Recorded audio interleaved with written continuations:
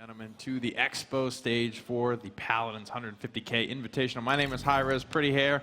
Happy to be back with Mr. Alan I Hold Shift Dono Frio. We're here to bring you the set between District 69 and Black Dragons. Yeah, and this is an interesting one only because I say that Black Dragons sitting at 0-2.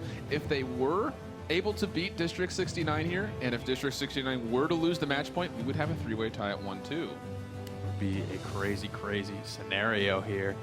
We are ready. Have you guys linked your Twitch accounts yet? Because you really need to get that done. This is a 4-day event, so you want to go ahead and get this done sooner rather than later. This is a way you can get rewarded just for sitting in chat, just for being here. This is free money, ladies and gentlemen. You can't beat free money, right? No. This is the money tree. This is the figment of our imagination. It's the loot tree. I guess what you should call it. You go over to hirezstudios.com/link to get that all set up. Very easy to do. Probably seen the tutorial video featuring me, myself, and I a fair number of times today, but that's not all we've got going on for you. Yeah, we also have the digital loot pack that comes with a total package of a number of variety of things, including skins, sprays, a couple of great poses, that epic trophy. It's still my favorite. I'm going to say it every time that we talk about it. I love it that much. It's that so trophy cool. is dope. Yeah, it absolutely is. And that's going to be an amazing thing. You can go ahead and get a game. It's exclusive. It lets you know. I've been here since the start. When you hit them with that trophy spray, you know, a year, 2 years from now, they're going to be like, hey, that guy's OG. OG indeed. Flexing on him. Flexing on him. Let's go ahead and send it back to the schedule because we're not going to be done with this. This is not the last set of the day here. District 69 versus Black Dragons about to take place. The big title fight, if you will, between Matchpoint and District 69 is still yet to come.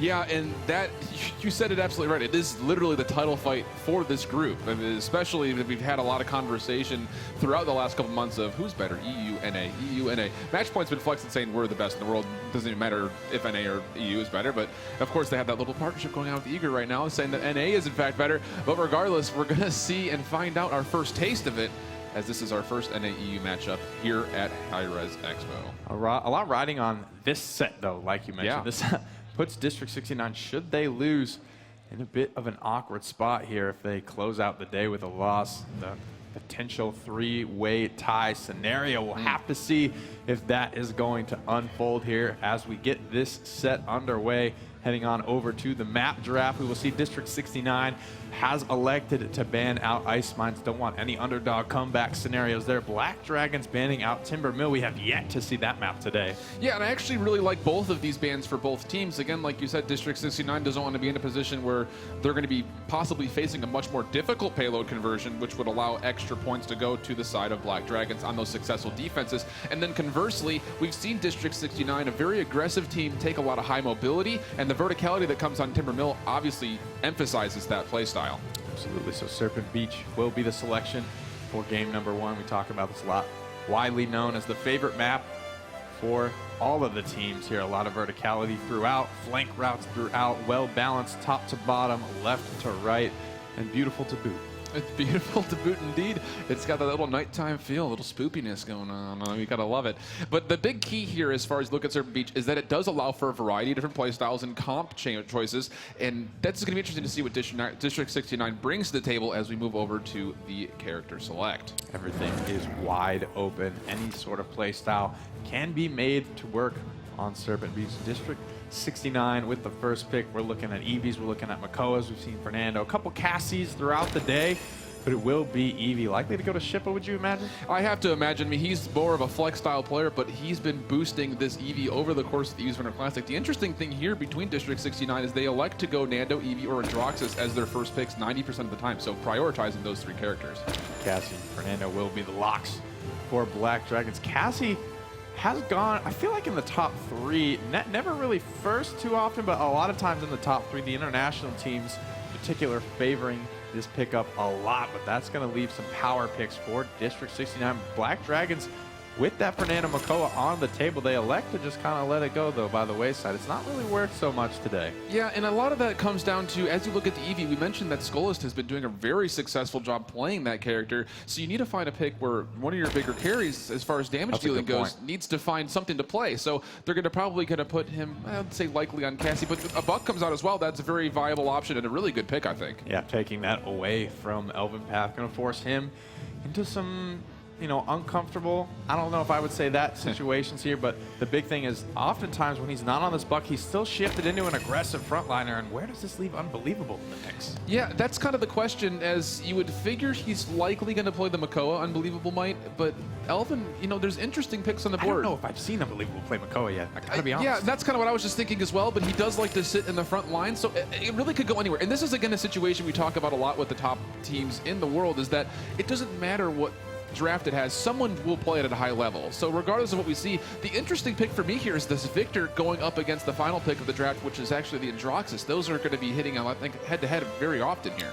Picking into that double flank as well. Picking the Buck, strangely enough, into the Shaolin. Buck kind of gets outboxed by Shaolin in the backline right now. A lot of this is going to come down to Peel. You know, they got to be able to keep Shaolin and Victor safe, kind of low mobility glass cannons in the backline, and that's a very scary dive duo between Buck and Androxus for Black Dragons. And it really actually allows them to play the map in two different ways. Either, number one, they can get aggressive and they can both commit to either opposite sides or the same side and kind of strong arm one side of the map or the other. Or on the flip side, if they do find themselves in unfavorable positions, they can retreat back to their Ying very quickly. Those illusions that are placed up are essentially big stationary healing totems for all intents and purposes, and that's going to be really key as far as keeping the sustainability of the team, you know, relatively healthy. Absolutely here. And the comps are set on paper. Alan, who you liking? Man, it's just it's tough to choose. You know, I have to go with District69 based on the comps, and it looks like, in fact, we will see Unbelievable. And that's really the question mark, is who's going to play the Makoa. So as we look at D69, PERDO will actually be playing the Victor, Shipa on the EV, Unbelievable on Makoa, eLvenpath playing the support on Maldamba, and gerrah will be playing Shaolin. For Black Dragons, BZ going to be on Androxus, Pingss on Cassie, Flamzito on Ying, SKullest on Buck this time, Butter on Fernando. Both teams clashing up on the high ground, vying for control. First blood, though, going to go to gerrah. Like we mentioned, toe-to-toe with that Buck. Shaolin's going to come out on top almost every time. Oh my goodness, and such great healing actually coming out of the Maldamba to keep Shaolin alive, able to sustain and get a little extra damage, and that trade is going in favor of District69, but the key here is the point is actually in favor of Black Dragons. Shipa all by himself. Support going to fall as well. eLvenpath on that Maldamba takes a spill. That's going to be a very staggered respawn right now, moving north of 50%. Black Dragons need to capitalize on, so they need to zone District69. And they're getting there just a little bit late, but this actually might be beneficial, as Fernando is going to go unchecked around the backside, and if he can get around the outside, he might be able to do a lot of damage coming down. The Cassie's doing such a good job of putting in damage right in front as well. 93% Black Dragons looking like they might dethrone District69, the reigning land champions right now. D69 finding a pick in this engagement. There's two. Shipa needing to go big here, trading out continuously 1-for-1. We are in overtime here, but gerrah making a stabilization play for District69. Oh, careful, Fernando. You don't want to be there without your team. If he falls here, it's going to be very dangerous. There's going to be no frontliner, and he falls. A misplay from Butter. That's really big, and now Buck is actually committing. Why are we doing this? You're going to stagger yourselves. Now, need to be careful about that. Giving District69 the window. We know they're going to be able to exploit that 33%. It's a long climb back to the top for District69. Black Dragons, taking your advice, Alan, holding off here, grouping up on the high ground, but Butter goes down again. There's just no damage to help out the Fernando. This is really big misplays time and time again. Black Dragons had such a good chance of getting this first capture point. It would have put him in such a favorable spot, but there's just so much sustained damage coming out of PERDO on Victor. And of course, gerrah playing Shaolin has been putting out immense amounts of damage, and now the point finally getting converted instead of for Black Dragons for D69. He's going to take down Pingss, and this just kind of looks like Black Dragons versus QG in a way. Previously, Black Dragons off to a great start, had a lot of things going for them early, but just unable to convert when it came time for push to turn to shove. Shipa on the high ground here, blinking, has a lot of good targets, going to get 2 pop shots off before he's forced to blink away. The big thing about Shipa on Eevee is just you don't know how to deal with him. He gets in, he gets out, he does so much damage, and you can just never track her. She's just so versatile where she moves for the blink, obviously being able to mitigate from the ice block, and then of course having the soar as well. That's so much distraction ability right just from one character. Yep, able to Trade out though, staying alive. Well, SKullest on that buck. Impaler arrow onto the low ground. Buckwild coming out as well. Gonna look for some kills. Scout just to make sure Pingss knows exactly where gerrah is. gerrah's not really concerned with it though. Illusory Rift is gonna come out from Black Dragons to keep them all topped off. But all intents and purposes, this is a good hold coming out from Black Dragons thus far. They've already killed a minute of time before this payload gets to the overtime marker, and it's barely left about a third of the way away from that neutral capture point. This is a very good point. They have yet to move this, District69 has, but still these kills are just continuing to build, and that's going to lead to more credits later on. Gotta be careful isolating yourself against Shipa. Already finds 2 in this engagement. Get District69 rolling. The momentum currently on their side with a minute remaining. Yeah, and this is really key as far as what District69 does as they move through. They need to find a position where they can get some kills and convert on possible. Oh, so as the red server comes out. Coming through. Good CC from eLvenpath here. gerrah on this shotgun looking to chunk through these shields, but he's falling lower and lower. Butter's able to convert in the back line before going down himself. Ancient Rage is available for Unbelievable, but his teammates aren't here to support him. He says, I don't need him. Throws it to the wind. Caution has been tossed. Double kill for Unbelievable. He says, Nick, I saw you asking about if I could play that bzKA. Let me show you a little something. A little something flex in both arms. The buck coming in to try to get on here. The Immortal is available if you choose to use it, but there's not a lot of fun as far as numbers goes for Black Dragons. It will be a successful push, 2-0. And yeah, District69 able to convert there, leading the net worth chart, going up 2-0. It's so big in the first round. Gives you a lot of margin for error, and talk about all the possible score scenarios we could see come off the back of this. Yeah, and the big thing as far as what that does, it allows, they're choosing to go for defense, is District69. 4 Havens on board, and this is interesting. Look over to Pingss real quick. Tell me what you see. I see a fat aggression Fat into aggression. 4 Havens. Boys and girls, don't do this at home. That is a PSA from yours truly. The big thing is, you know, maybe a misclick. I don't know. We'll give him benefit of the doubt. But besides that fact, the itemization is just too much in favor as far as the focus out of what itemization is coming online for District69. It's going to make this second point, as far as capturing goes, go that much more in their favor. They're going to be able to sit on point a little bit longer because of it. Nice hook to open things up here. Butter's just going to dive off the high ground. A cursed arm into Ice Storm here on the high ground, but not a lot getting done for bz right now. No kills yet, falling in the engagement until Shipa shuts me up and finds 1. Indeed, it's a 1-for-1 though, so all things said and done, it is still an even fight, even though the payload is in favor of capture point towards District69. PERDO actually electing as the victor to stay right there with no front line with them, and they're still getting a lot of damage. The Dimensional Link saves the Ying, but things still going very much in favor of District69. 100 HP left for the fleeing Shipa right now. He needs to be careful getting chased out. Pingss on the high ground though. Nice peel from gerrah to be able to impale him to the wall, cleaning him up. Shipa stayed alive and is now coming to have another impact on this fight. Butter falls again. Butter falling a lot of times isolated and alone. Yeah, it's just, I don't know where the communication is. That's where I'm really struggling as far as, it just does not seem clear as far as what is the objective of the team at any given point in time. Butter's trying to say, let's go, but let's not, because Dread Serpent's right on top of the point to try to convert this at 99%. And that's nothing against Black Dragons. They're 99%. They were forced to get on, heading straight into eLvenpath. Dread Serpent there. Immortal's gonna buy some time. Black Dragons looking to swing it back their way. Impaler arrow stun is gonna be good onto bz on the high ground here. gerrah needs 1 more to find that, but we are sitting on overtime. Buckwild has just been popped. Oh, but what a great planet, able to get a lot of damage done, finding 1 kill with the help of Pingss. SKullest on the Buckwild does able to get a kill. gerrah with a little delayed double. Make that delayed triple. A great shot from distance, and he's looking for more damage with the help of the bzKA. Fernando again by himself, falling very low. Pop, pop, pop goes the Desert Wind, putting out the self-appointed knight. Another payload captured for D69 with the chance to close it out.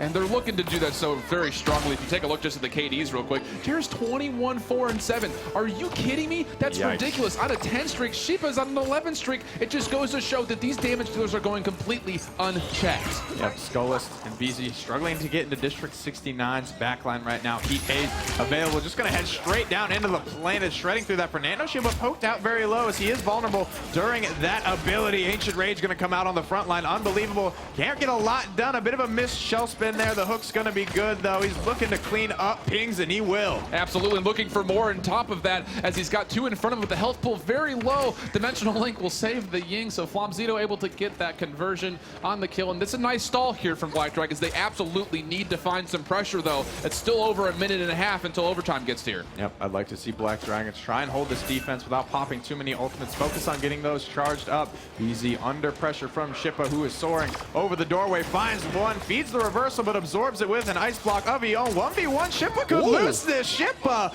getting soloed after feeling like he was in control of that one. Highlight for bz right there, the sub coming in, not even on a prior team. They pick him up to bring him to Worlds, and he shows up against one of the best DPs in the world in that 1v1. 1 minute remaining on the payload push. SKullest pulls it to a really rough spot. Drilled to the wall by PERDO. Pingss in good positioning, though, on the high ground. Here comes Shipa to ruin his day, but he's going to be forced to soar away, and now it's Ping taking it to Shipa again. Whoa. This is just absolutely saying, no, thank you, Shipa. Get off me. Brush the dirt off my shoulders. Pingss doing such a great job. A cursed arm in the air, though, able to fight a lot of damage. And again, now Black Dragons feeling themselves off these kills. Woo-wee, that was a lot of damage there. Almost a clean sweep there in that team fight for Black Dragons. Flamzito sitting on a 9 streak, right, but not a lot of ultimates are going to be saved for the next round, and that's the big thing here. When we look at District69, who have 3 now on the high ground, bz in a bad spot right now. He's not going to be able to find that reset. He's going to find himself sent back to spawn. But I'm totally okay with this dive. Absolutely okay. Look at the timer. 10 seconds left. They're not even close to the payload. You have to be a little bit careful of possible backdoors, but still they should respawn in time. And you can see Pingss, again, keeping the Shaolin away from that payload point. Overtime will get there, and now the payload finally being stat on by District69. There goes PERDO. Nice CC chain on it. Butters to take him down. Gerrah ever consistent on this Shaolin. D69 rolling forward. This is not looking good at the moment. They cannot stagger these death timers. The planet, ooh, barely not able to finish off SKullest's buck. And now, if you're Black Dragons, you need to do or die at the moment. You have to get there. Dreadsimmer comes out to disengage, and Fernando's dancing around. Oh, he's dancing, he's eating the barrage. Pops the Immortal to keep himself alive. Heat Haze versus Buckwild. Gerrah gets the better of that. eLvenpath gets the better of SKullest. D69 looking strong. Hook onto the high ground from Unbelievable. Double kill for the substitute, and D69 take it clean.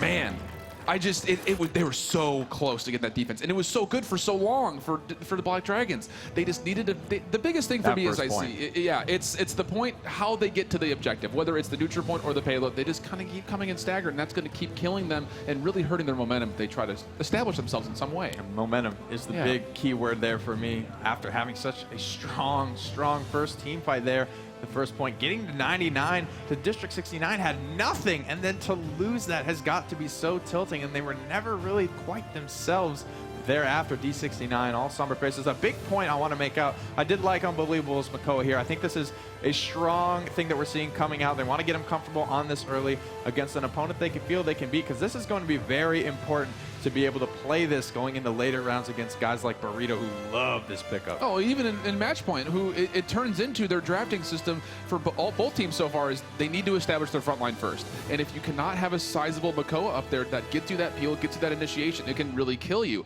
Not the case. Unbelievable saying he can do it. Both #1 seeds in both North America and Europe have absolutely terrifying frontline players. eLvenpath playing a very phenomenal Maldamba, I feel, in that game. He's been very flexible, and that was another big question mark we had for District69 going into this. You know, with Bugsy gone, Unbelievable being that frontline player, where does eLvenpath fit into all of this situation now? The big thing is we usually establish eLvenpath with his ability to flank, but as we look at the score screen, we're going to take a look at the fact that he does very well as support, and he brings an aggressive side to Maldamba because he likes to get those stuns off the reload. An aggressive side to everything. That's absolutely true, and even aggressive when it comes to healing. 44,500 in just really 13 minutes. That's a really good number for Maldamba. So is 30K for Flamzito, because he was struggling early on in some of these previous sets to even get to the halfway point at breaking some of the other support healing. You know, Ying is pretty fire and forget in terms of healing, but he did a good job keeping up this time around, with some really big damage numbers coming out from Gerrah especially. And you can see that mimicked in the solo kills, the streak, and just total eliminations. 42 total eliminations. I would fancy to say that that's just about every kill that happened in the game. That shows how versatile he is at putting in damage everywhere. Damn near 100% kill participation. PERDO Also not feeling a ton of pressure, the most deaths on his team, but 9 is 9 in a 13-minute game, 38 eliminations, tags him and bag him, 70,000 damage as well. Good stuff coming out from him. Victor has shown up a lot more than I thought he would in this tournament thus far. I have to completely agree, just simply because he's in a weird spot. You have to put him in a weird spot. He has to be in that mid-range, and if you don't have a good front line, or if you don't have a good support who's not focusing, he doesn't have the best mobility in the game, and it really could be, like you had mentioned before, a giant bullseye. Yep. Victor gets put right on his head because he's just so easy to focus. It's really interesting to see him be played as much as he has been. SKullest, great job on the buck, but it just didn't have the impact that his Eevee did. Pingss, however, on the Cassie, 71,000 damage, second in the game overall, even beating out PERDO despite having 3 more deaths. It's a good sign for Black Dragons that when SKullest isn't on his Eevee, his impact champion there is someone else that they can lean on. Yeah, and the interesting thing again, Black Dragons not be able to come to the field with their full roster. Marquezine plays a really good Bomb King we saw throughout the Eevee's Winter Classic, not able to get here. Zero was their main tank / support. He had kind of bounced between both of those, also not here. And like we mentioned, Butter, who actually qualified with the team earlier, comes back, and BZ, who is the pickup, has been doing rather well. It's just there's cohesion problems between them. But the highlight has to be for sure Pingss and SKullest have been doing such a great job with these damage characters. Cohesion, a big factor here. Butter, I think especially we talked about a lot of times just going down by himself, putting him in situations where he was isolated, where I just feel he didn't need to, especially during that 99 on the first point. He really just seemed kind of flustered, like he really wanted to get on there. He feels like that's where he had to be for his team. Yeah, and the big thing is, where do you want to establish your flank and how do you want to hit it? It just kind of seemed like he wasn't quite sure, or he didn't have his team with him, or there just wasn't, the exact commit that needed to be there for Buck to really shine. He looks for those, he's Swiss cheese. He finds the holes, he fills them up, and really makes sure that he can, he can grab the cartridge and then fill Swiss cheese into your opponents. Doing just that is Buck. Black Dragon still smiling though on stage, not defeated just yet. We will be heading to Jaguar Falls, the second Temple Ruins variant next to Serpent Beach. D69 looking to keep things rolling. This one's a little more enclosed in terms of the area directly surrounding the point. The biggest thing we see with the neutral capture point, especially on Jaguar Falls, it just becomes an alt spam fest round 2 and beyond, especially with having the Immortal, which literally almost covers the entire area with that negatable, unkillable ability that he brings to the table. But on top of that, there also is very narrow, long lines of sights where Shaolin's do really well and Cassie's do really well. So it'd be interesting to see what the priority is for picks as we get there. Grover's too. You're really waiting for it, aren't you? Man can dream. Let me dream. Man can go to church. That's bless up. I mean, we've seen it pulled out twice today. Black Dragons being one of them here, so they're more than confident to run it. No double front liner. That was really the theme of the first half of the day, and just a lack of Drogos, I think, overall, excluding match point. That's the real big key, is the lack of Drogos. And, we haven't really touched on it a lot, but Bugsy not being here was the big shoes to fill with that role, as he was the team captain for D69, had issues with getting himself over here, and he also played a very dominant Drogos. So we've seen District69 not utilize that character really much at all. Yeah, and where that's really going to hurt them, I think, is if they ever have to stack up against Burrito, because Burrito going to be able to fire on all cylinders. They're bringing a sub as well, but like we mentioned, their sub is filling a similar role to the man that he is filling in for, which is just not the case for a lot of these guys who are bringing subs, which is many of these teams. Yeah, and it really comes down to the fact of who can you find that builds cohesion and you can kind of work with to be successful on this top tier level. This is the premier stage for Paladins ever so far, and to come through with not having your full roster can be really disheartening and leave something in the back of your mind. Not really the case though for Burrito, as they have, like you mentioned, someone who can fill the role very perfectly, but District69, who have been proven as LAN champions, trying to reestablish themselves and really solidify them being possibly the best team in the world. It's been a long road for a lot of these guys, worked very hard to get here, so you kind of stink when governments get in the way, visas, all that sort of issues here. But it is an invitational. This isn't the official World Championships, but I'm sure a lot of teams are feeling like it's going to be that way. I mean, especially when you're pitted up against a bunch of other international teams, it really does feel that way. It really does feel that way. But that being said, you have to take a look at what Black Dragons has been able to do. They're sitting in kind of a hole, 0-2 so far in the day, but they've been able to show themselves as representing the Brazil scene rather well. I mean, the matchup that they had to tone for, where does Brazil fit with another region? region, you know, they're both rather young in Paladins, and they're both kind of up and coming and learning the game more and more as they play up against these big juggernauts. And I think they can, you know, at the moment feel really good about how they've been playing. Yeah, they've been all really close, really tight matchups in terms of the international scene, and that's just a good sign for the general health of the global scene in general. All these teams being so close to compete. They all came in roughly the same time. You know, NA and EU, we favor them a little bit more just because we've seen more out of them. They've had their hands on the game longer. A lot of these international teams studying them to try and catch up. Yeah, and especially with teams like District69 and PERDO who've been together for so long. I mean, these guys are probably close to family, if not already there. We say that, but it's not even been, what, you know, 6 months, 7 months? That feels like a long time, though, at the same point as the competitive scene has still relatively That's basically young. the lifetime of it. Yeah, exactly. So it's really interesting to see the dynamic that they bring as a squad walking up to the computers versus a more, you know, recent, newer team in these international squads that come, you know, forward in here. And it's really, it builds an interesting storyline, I think, for each individual region.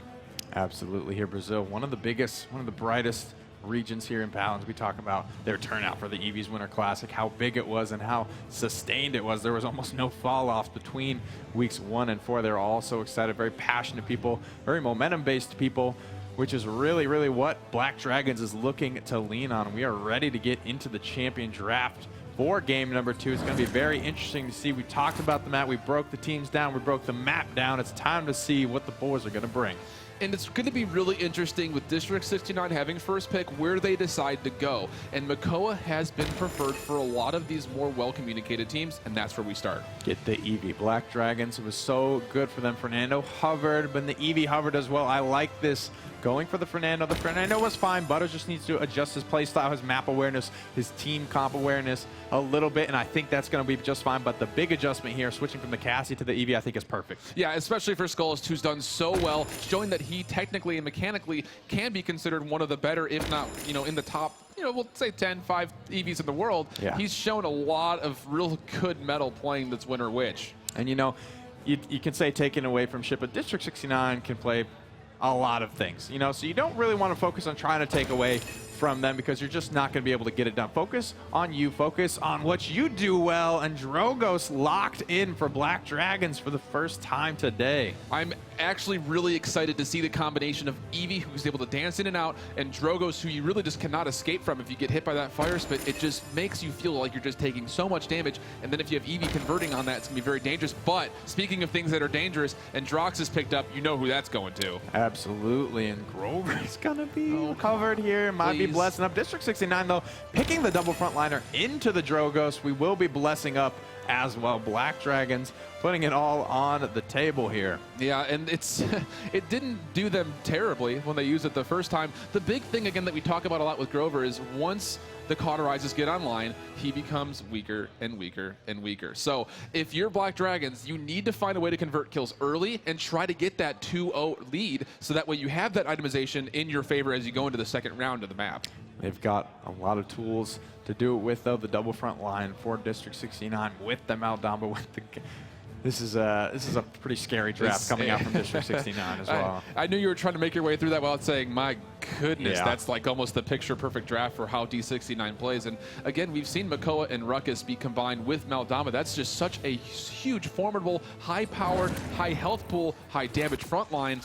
We'll see who's playing what. District69 on the left side of your spectator UI. Shipa will be on Cassie, PERDO on Androxus, eLvenpath on bzKA. Unbelievable on Ruckus this time, and gerrah rounding us out as Maldamba. Getting back to that support. And on the other side, SKullest will be leading the front with his Eevee. Flamzito will be playing the Drogos. Pingss on Shaolin. BZ will be playing the Grover. And Butter again tried to get things put together as Fernando.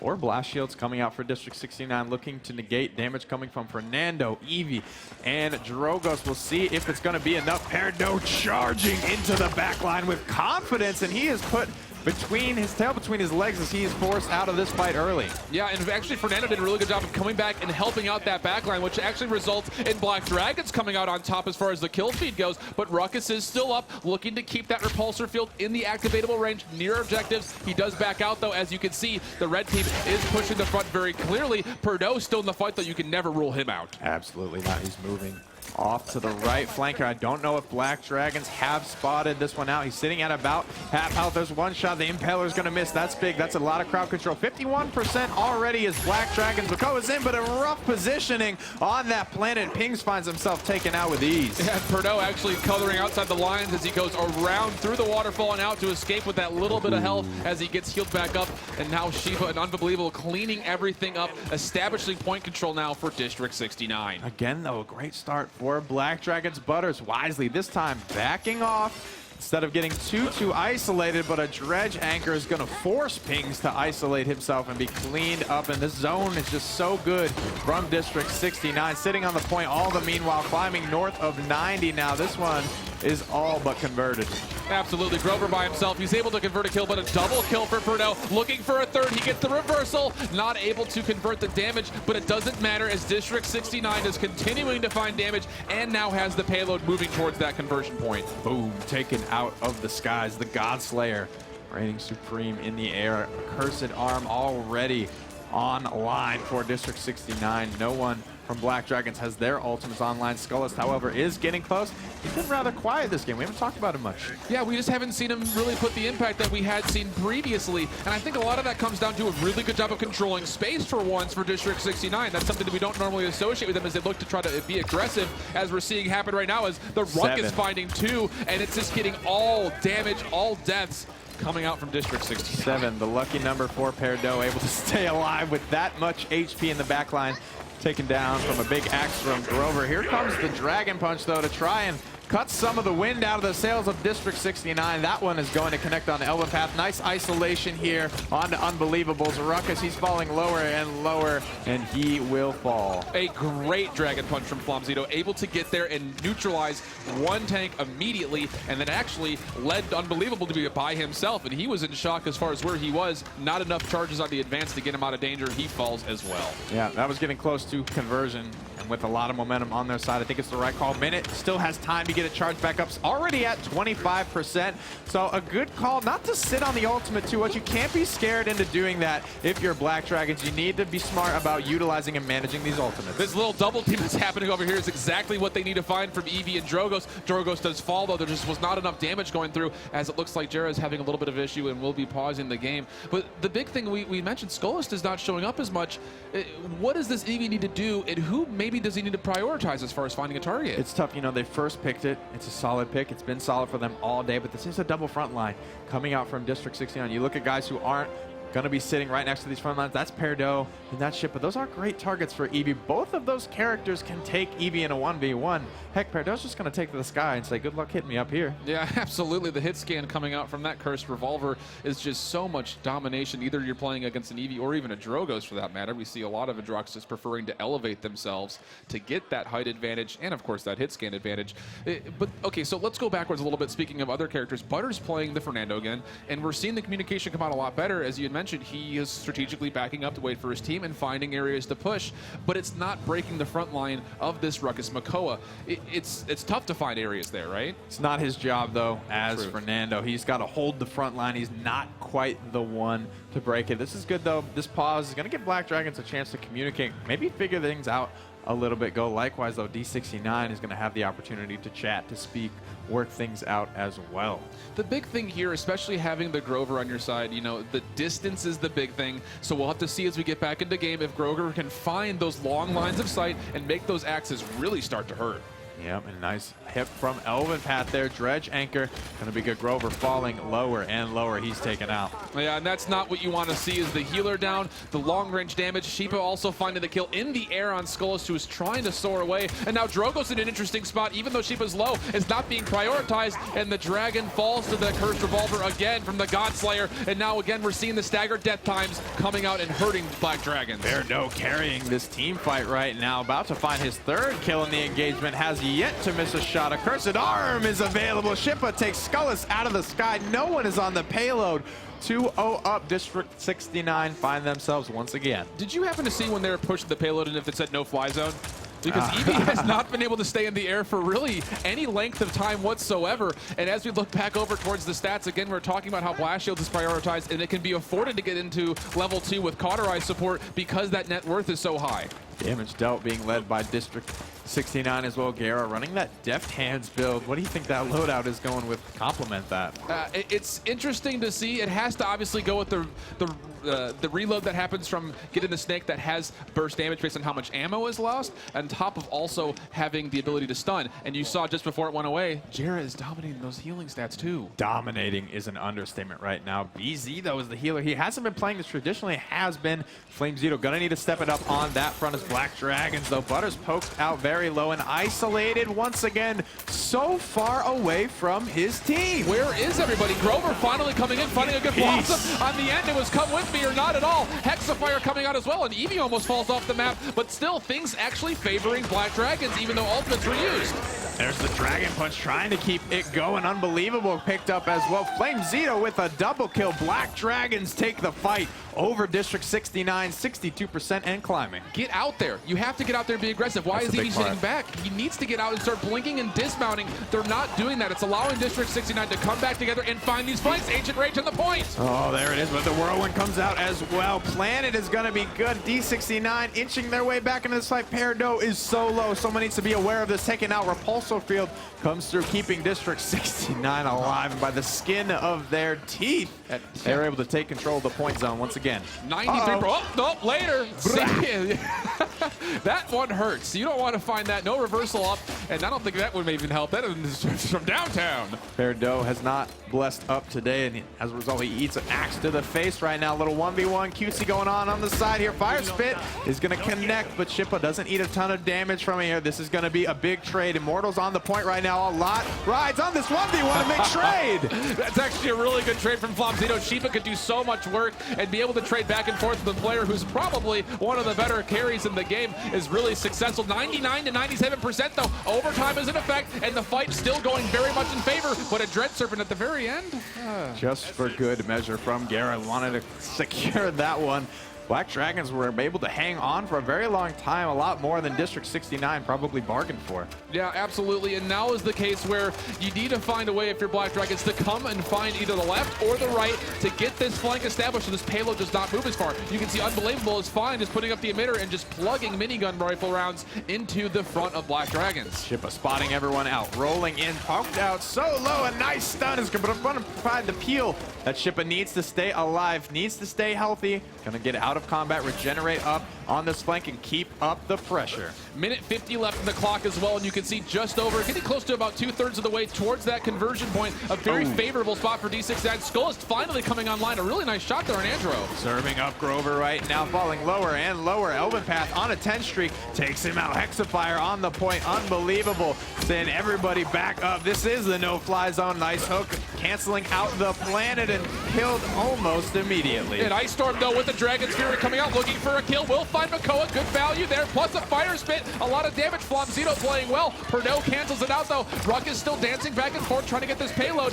but there's just a lot of damage coming out from both the Fernando and the Eevee. Eevee laying down shots. A cursed arm says, I've had enough. One shot, two shot. Nice air control as well from PERDO, weaving in and out of those pillars, able to stay alive. D69 able to find the win. And that's really big.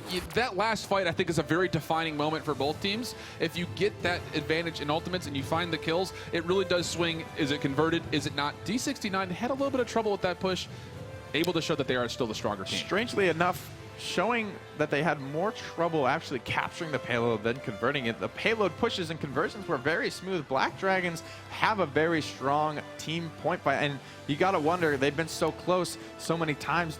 Does communication start to break down? Do they start to tilt after being so close so many times? It definitely hurts your pride. The big thing, and I need to take us back to what that last point was, they had won such a dominating team fight. They actually had a couple staggered death timers, and they elected to just sit there and not take either the left by Jaguar Falls or even go right up the middle and get some disengages off of the mounts. That's so huge. And not having scout available, not having any kind of a resource as far as where teammates are, that's why the bzKA got in there and was able to wreak so much havoc into what was the backline. You nailed it. The lack of zone was the demise of Black Dragons. They were sitting at 97%. Literally one more tick would have captured the payload for them, and just in from the left flank blazing came District69. And I've seen kind of throughout the day the lack of zone is really what's hurting a lot of these international teams, the confidence, I guess, the lack thereof, to be able to separate from their team, move out into the jaws of District 69's base. It's just not something Black Dragons has shown they're willing to do. And a lot of that comes from the individual power of having characters that can go and take on odd man situations. Shipa with 1-on-2s or 1-on-3s, he can handle that. He knows how to survive and still do what his job is there. As we go to the scoreboard, it's going to be interesting to see where those shielding and healing stats are for me personally, simply because Grover was involved with that Fernando, and that's not the healing number I think you want. Yeah, definitely. The zone, SKullest here, 11-7 on the EV as well. Found a lot of damage, but you mentioned he's a great EV player, but really is going to elevate you to that next tier is, you know, looking at guys like Bird who can be in the back line, doing that 4v1, distracting for so long, buying so much time, and being able to stay alive, get out. You know, a trade doesn't really matter if he's done his job. He's bought that time, and objective time is just really not strong in terms of Black Dragons. No one's even over a minute. Yeah, and that's not good. You know, that's just something you need to take a look at as far as we need to establish either someone or some way to control the point. And that's not the communication we've seen thus far. You can see that is very clear as far as what D69 is trying to do. 217 in total for Unbelievable. He knows his role. Absolutely. He is holding down the objective. 217. Lowest, well, not lowest anymore, eLvenpath, actually. He got a lot of work done. You know, frontliners get a lot of credits there for sitting on the front line. So this Ruckus he's fully content. He's a greedy little goblin. He is rolling in the credits. He is very content to do so. 39,000 damage, you know, despite that. Still above eLvenpath, strangely enough. Ruckus getting a lot done in that one. Yeah, and I think this really comes down to the key factor that Ruckus doesn't have all of his abilities if he's off of a point. He needs to be on an objective for that repulsor field to be activatable, and that's really, really big, that 50% damage mitigation. And the fact of the matter is, if you can get right in the face, if someone's trying to contest you and you can just minigun straight into them, it's really hard to stand up to that damage, and that's where that number comes from. Yeah, repulsor field, one of the strongest abilities, in my personal opinion, in the game. Unbelievable, used it very well. We saw in that last fight, SKullest was just laying shots into Ruckus's mech's butt, but it didn't feel like it was doing anything shot after shot. I was expecting Ruckus to fall, but he was just standing there. He was fine the whole time. It's so much damage mitigation. So now up 2-0. District 69 with the chance to close things out. We'll head back to the map draft to see where Black Dragons will make their final stand. Fish Market will be the area, and we haven't seen Fish Market today. That's the first time. This is the first time yeah. today. So for those of you at home, this will be a fresh take for all of you. And I guess I would compare this point zone similar to Serpent Beach in terms of there is, you know, sort of that horseshoe surrounding high ground as well, but there is a lot of hazard zone that is very relevant in the first half of this payload push. And that's where we see the hardest, well, really, the entire payload push is actually pretty difficult because you have the water on one side, then you get past that and you have to go up this hill that is a complete blind hill. You can't see over it. Highlander style, there can only be one, and this is, you know, it seems fitting that this is where Black Dragons look to make their final stand. I actually really like this as well as far as a map choice goes. Yeah, I think it brings a little bit something different as far as what play style they're able to do, and as we get back into Champion Draft, we'll have to see what they choose to, you know, go as far either the point fight or maybe payload defense / push. It's kind of almost one or the other, I think, for Black Dragons at this point. District 69 with first pick. Will they go McCullough? Will they go Eevee? Will they switch it up? They're hovering the Eevee currently, so Shipa, he's going to want that one back. I'll take that, SKullest. Thank you very much. Yeah, please and thank you, sir. I have some more.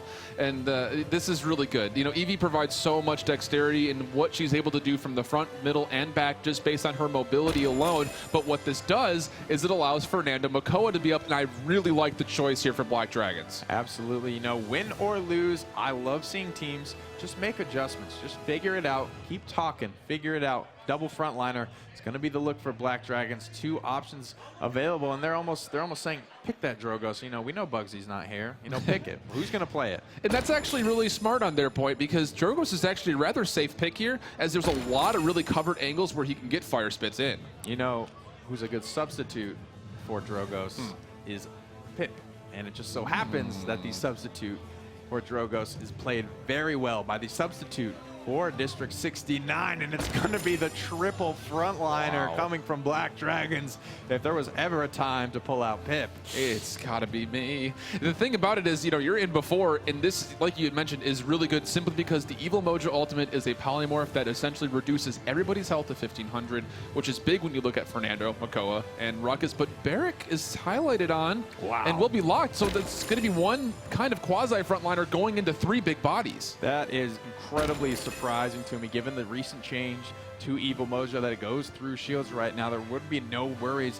Unbelievable. This is one of his comfort picks, and if it doesn't come out here, where is it going to come out? It looks like that question is going to be answered by Black Dragons, and it's going to be the... I liked it, though. You know, the Pip, it's not... That's the solution for District 69, in my opinion.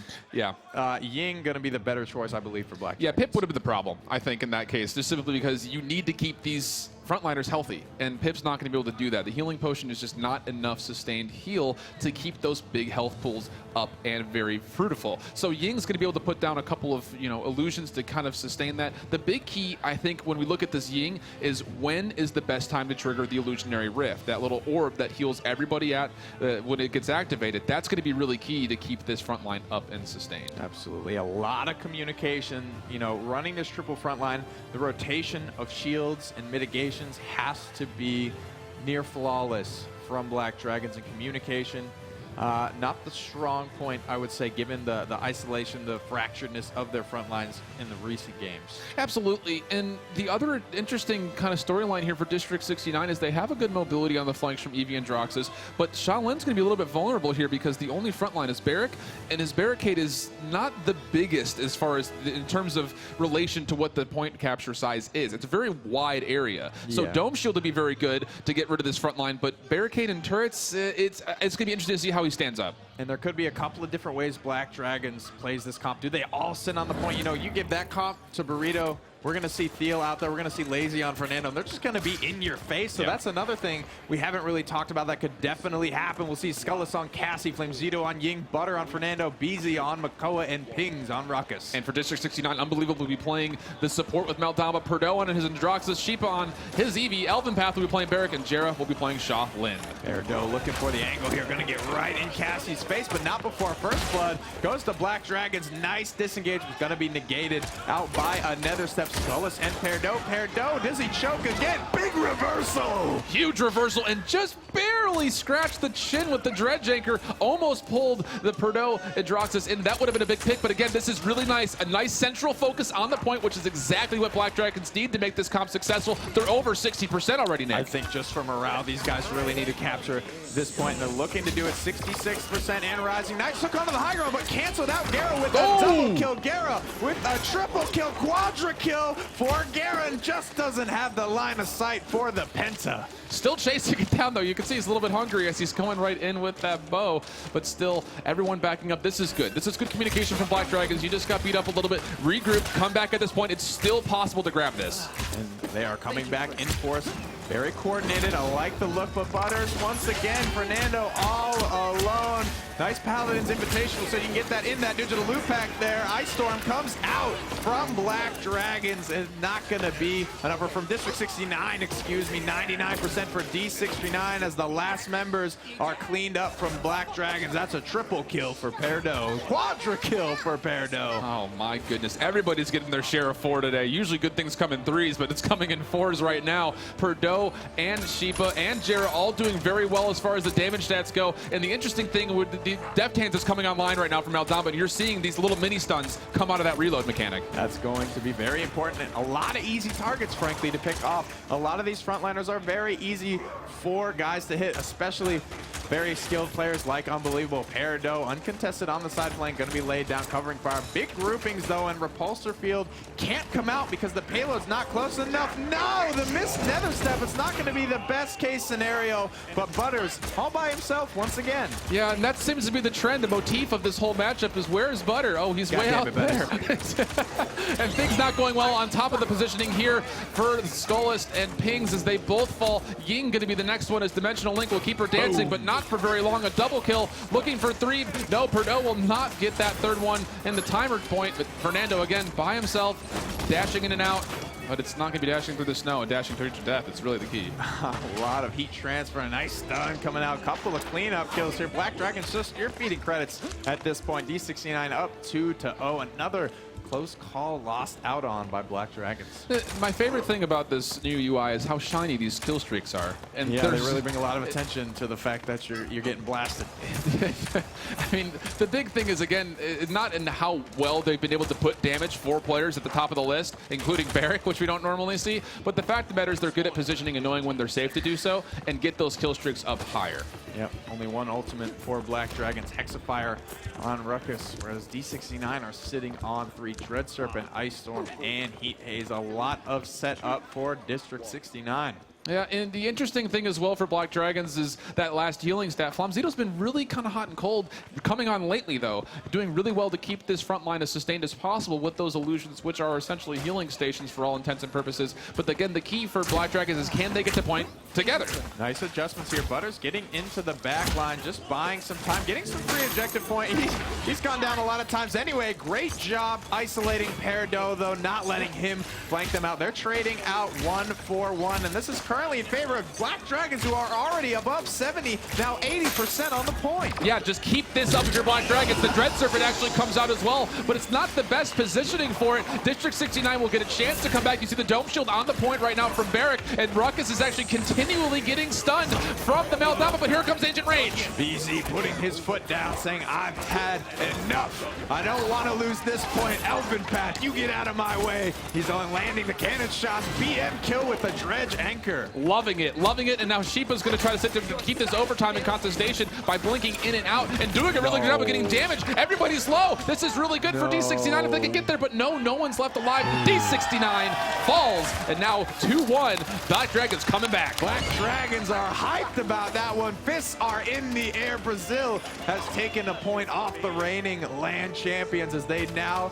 assume the driver's seat of this payload for the first time in this series. And this is where this comp is going to come online. Ruckus can let this payload essentially push him forward if he's got help with him, but everyone's committing to jumping in. This is good counter reaction from D69. 2 kills already in the engagement. PERDO with 2, eLvenpath with 2. They can't be stopped. The momentum, the counter swing from District 69. 3 for eLvenpath in that engagement. He's on a 5 streak. And that's really big, again, coming from a Barrick who has no other help or support as far as the health pool or shields go up front. So really good for him to rocket boots in. That's his mobility skill. We see him kind of dashing right in towards it and setting up a turret and really doing some extra damage. This is a hell of a zone coming out from D69, trading out 1-for-1. You think D69 were looking to push the payload in this situation. eLvenpath just going to back up right now. PERDO looking to deal with this. Fernando is in the back line. Butters gets obliterated. Again, Butters, why? Why, man? And again, look at this. Great. The conversion of damage on the reload mechanic from Meldama. That's that stun that we've been talking about.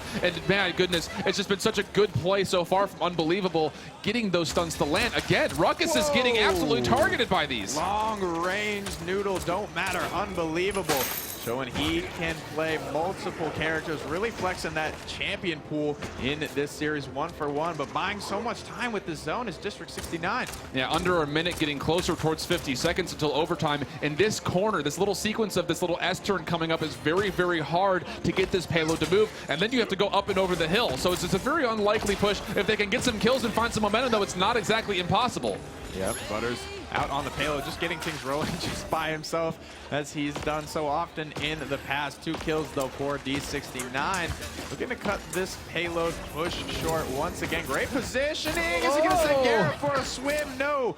He will stay dry for now. The desert wind doesn't want to be made into an oasis. Yeah, water too cold is what he's saying as he dipped his big toe in the ice right there. Not going that way. No environmental kills this time. 10 seconds left until overtime. Again, you can see the zone coming out. This is what one of the things that District 69 really does so well that we did not see mimicked by Black Dragons in the previous map, and this is what we're talking about when it comes to aggressively zoning out your opponent. Butters always finding a way to the backline, though. He's going to trigger the overtime, but so fractured right now is Black Dragons in terms of their grouping. They're just being picked off one by one. This frontline comp really wants to operate together, And they are not doing so. As a result, will take a clean spill. And now 3-1 as well. But the big thing here is this net worth chart we're looking at as far as itemization credits go. It's actually, the Black Dragon's catching up just slightly. Still very much in favor of District69. The clear split 5-5. And you can see the items getting purchased up there for them on the left side of the screen. Master Riding coming out for a couple of characters we haven't talked about yet. Another big thing to look at here is all the ultimates are on the table. Now in the set against QG, Black Dragons really had the hair trigger with their ultimates. A lot came out at once, and you know, District69 is going to be able to make the call. They have that snap communication where they can all back up and really just mitigate that via lines of sight, via the map. And think about the combination that District69 has in front of them. They have the Ice Storm, they have the Dread Serpent, they have the Dome Shield, they have a Cursed Arm. That's just so much control, centralized, and then damage. On the flip side, Ancient Rage, Immortal, Illusionary Rift, all counter ultimates. We'll see who uses what better. Scouted out as D69. Ice Storm on the high ground. A Cursed Arm is going to get largely mitigated by Repulsor Field regardless. D69 finding 2 kills. Defiance, Dread Serpent, Reversal, all connecting for District69. Convincing wins all around. Yeah, Mortal not able to be triggered. Ancient Rage not able to be triggered. Illusionary Rift was triggered just before Ying died, so no value from those defensive ultimates, and that's what happens when you allow D69 to get all this damage in. They're going to have to find a lot of value. Unbelievable going down. It's a good start. Only north of 50 is District69. Black Dragons could find the win. Impaler Arrow into that plant is going to be good from gerrah, but finding a good flank, and Pincer is going to be PERDO. So much free damage. No one was communicating where the Androxus was, able to get a lot of pot shots off, and Shipa cleaning everything up.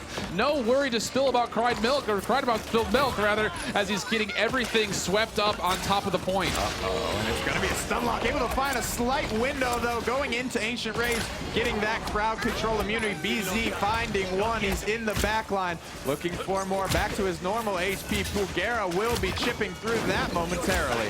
Yeah, all these stuns that are coming up from Meltdown, this has to be so frustrating. Deft Hand 2 plus Snake Pit, the card that gives that bonus reload speed, allows him to continually chain stun just by himself. What an impact play. Overtime ticking through for District69. Have the chance to close out the game. The set. Immortal's going to keep canning it. Cassie up for now, but Shipa's able to find the better of her. Here comes the shield. They're going to tear through that rather quickly. Both frontliners, though, looking like they might be able to clean up eLvenpath. Triple frontliner. Repulsor Fear coming out as well. That's a lot of mitigation. 99-99. Not a lot of ultimates on board. Black Dragons has a chance at converting this again if they can find the kills. You can see Maldaba's right up front, but again, gerrah doing so much damage unmitigated. Oh, and able to trade out. Cursed Arm, though, from PERDO onto the high ground to the face. Eating that accursed arm. He is going to be sent home, and playing a great pseudo frontline with that reversal. Just a few seconds of frontlining is all of that they needed from their Androxus superstar. And that's just really good to know that you're essentially baiting that, right? You're going to dash right in there and say, hey, free Androxus. Just kidding. It's not going to happen at all. And District69 closing out the set. Black Dragons going to fall at an 0-3 set score from Group A, but still, they had moments in that last game that was really exciting. They found the payload. They were hyped about it. They were ready to go. They had fist pumps in the air. The crowd was hyped to see it. D69, though, going to come out smiling, and they have a monumental task ahead of them. Oh my goodness. This is the show that we have been essentially building the storylines for. 2-0, 2-0, both of these teams. It's not just who's better. This is semifinal placement too. Whoever wins this goes as the Group A winner and the #1 seed, which will obviously give them a little bit of an easier track, at least quasi-easier track as they move into that last 4 teams. That is correct. So with this win, District69 and Matchpoint have both secured their places out of the group stage, but like you mentioned, going to be very important, that seeding. No one really wants to go against the #1 seed coming out of Group B. If they don't have to, the easiest way possible is always going to be the best way possible. Plus, you'll be able to see, kind of do your homework a little bit as well. Yeah, and that's the really kind of, I won't say the big advantage, but an advantage of being able to play in Group A first is you get the whole day tomorrow to really take a look at who you think might be getting into the semifinals from Group B. The big thing here, though, again, is we're really going to get a strong test. Both Matchpoint and District69 have had great games today so far. And this is the clash of the Titans as we finish out day. This is just day #1. Hello? Yeah, absolutely. Both D69 and Matchpoint looking rather infallible for their groups, and this is going to be a tough one to call. This is the title fight right now. Hopefully no one ends up looking like Ronda Rousey after this one. that would not look good going on. Regardless, both of these teams have officially locked in their spot in the semifinals as 2-0, 2-0. So as we take a look at what District 69 does well and what they might be able to carry, here is that total. Again, my big thing from eliminations is you look at it, everyone's very close. Not a lot of solo kills. This again shows that they are very comprised and very cohesive as far as how they approach either a point or a payload. You know, it worked out. We talked a lot in the draft about why no Pip, why no Drogos, and, you know, frankly, neither of us had a good answer for it. Like we said, you put Burrito or you put Match Point on this triple tank comp. D69, they got to find an answer for it. Oh, absolutely, and you had already kind of suggested one and possibly a Pip pickup. But again, we saw another instance with Unbelievable going with Deft Hands on the Snake Pit build with the reload. So as we come back through, taking a look at how we finished off the day with the schedule coming up is going to be, you know, interesting to see what that path has looked like if you're just joining us late. Yeah, the international teams all fairly tight throughout all of their series. D69 Match Point seeding is telling the truth, telling the story right now. In the driver's seat are the #1 and #2 seeds coming from North America and Europe, the most experienced team. Looking good, though, on all fronts. Gerrah, surprisingly not top damage to me. Shipa able to pull away with that one. He just looked like he was doing so much damage with those uncontested planets. Well, the big thing as well, when we take a look at the damage that it does not include damage onto shields, and he did have Wrecker 3. So when we have Makoa's shield up and you have Fernando's shield up and those just melt, you just immediately instance with how much damage is being put into those shields. Doesn't show up on the scoreboard, though, for us. And only so much can be speculated at this point. Let's head on over to the schedule and look at the standings. What's to come here. Match Point and District 69 securing their spots, their transitions out of the group stage into the semifinals. Seeding, however, still yet to be determined as the heavyweight bout of the night is yet to come. And we've seen nothing but 3-0s so far in maps. I do not anticipate seeing a 3-0 in this last matchup. No way. Best of 5. I think it's about time we went the distance here. We'll have to see who can find their way should that, should push come to shove. I think it's going to come push come to shove. I mean, these two guys are going to be really vying for who can establish themselves first. District 69 has that aggressive play style, although they're working in a little bit of that 2-tank meta. Match Point, they're ready to flex. You know they're going to come out looking for blood. They both, we talk about the EU meta, we talk about the NA meta a fair bit. And it's almost weird because there's the polar opposites in both regions. I would say Match Point being the more aggressive of the 2 top seeds, whereas District 69 the more aggressive of the 2 top seeds there. So it'll be interesting how to see both of those teams clash. Yeah, and speaking of things that don't necessarily have to clash, you're viewing plus extra things you can be grabbing and showing off to people just by linking your Twitch account to our Hi-Rez website, hirezstudios.com/link.